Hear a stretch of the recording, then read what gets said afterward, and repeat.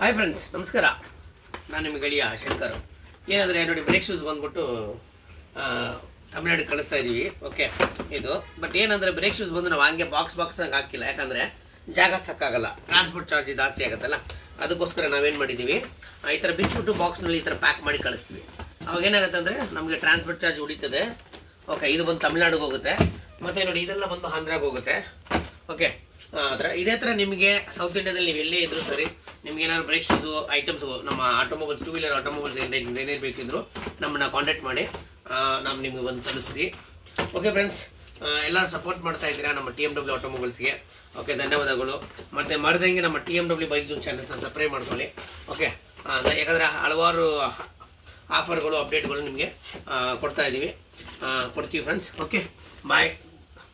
Next ಒಂದು ಒಳ್ಳೆ ವಿಡಿಯೋದಲ್ಲಿ ನಿಮ್ಮನ್ನು ಭೇಟಿ ಮಾಡೋಣ.